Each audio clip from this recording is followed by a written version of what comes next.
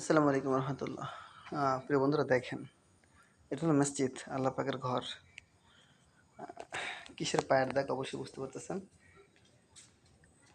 এখন সময় দুপুর 1:30। আমি মসজিদে প্রবেশ করেছি। এটা আমার মসজিদ, আমি এই মসজিদে খেদমত করি। সো আমি মসজিদে প্রবেশ করেছি আজান দেওয়ার জন্য। তো আমি দেখতেছি যে মসজিদের ভিতরে পায়ের ছাপ। আপনারা অবশ্যই বুঝতে পারতেছেন পায়ের ছাপগুলো দেখে।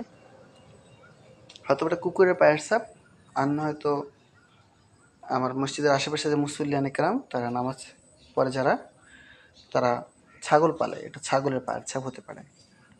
তো এখন যারা এই মসজিদকে চেনেন তারাই বলবেন যে আসলে এটা কতটা যুক্তিসঙ্গত যে একটা মসজিদের ভিতরে ছাগল ঢুকে ওটাকে একটা গোয়াল ঘর বানিয়ে ফেলবে। এ বিষয় নিয়ে আমাদের মসজিদ কমিটিরা অনেক কথা বলেছেন, কিন্তু কারোরই কানে যায়নি। তো আমার ভিডিও করার মূল উদ্দেশ্যটাই এটা যে অবশ্যই এই মসজিদে কিছু মুসল্লিন একরাম আমার এই ভিডিওটা দেখবে। ভাই, এটা আল্লাহ পাক রব্বুল আলমিনের ঘর। এখানে আমরা প্রবেশ করি শুধু আল্লাহর ইবাদত করার জন্য। পৃথিবীর ভিতরে সর্বশ্রেষ্ঠতম জায়গা মসজিদ। এখানে মানুষ অজু ছাড়া ঢোকে না, সেই জায়গাটা নাপাক করে ফেলছে। দেখেন অবস্থাটা। এখন সময় বাজে, আমি আপনাকে দেখাচ্ছি। এখন অলওয়েজ 1:30 বেজে গেছে। দেখেন 1:30 বেজে গেছে। আমার মসজিদের জামাত 1:30-এ, কিন্তু আজকে বৃষ্টি সারাদিন, যার কারণে মুসল্লিয়ান কারণ কেউ নেই। তো আমি এটা পরিষ্কার করতেছি না কোনো একটা মুসল্লিকে দেখাবো বলে, এতক্ষণ ওয়েট করতেছিলাম, বাট কাউকে পাইনি, এই জন্য ভিডিও করলাম।